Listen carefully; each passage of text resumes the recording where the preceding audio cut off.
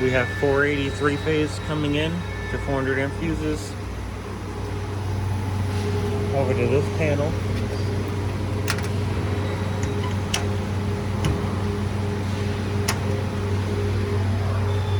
And then 480 comes in, splits off to the motor, to an arrow lock into the vent. There's his contactors.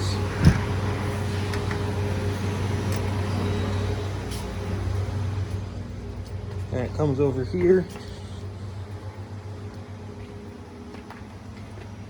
to the motor switch that I have locked out right now so no one turns it on because it doesn't need to be on. That comes in to 40 amp fuses, down to a new contactor, a second contactor,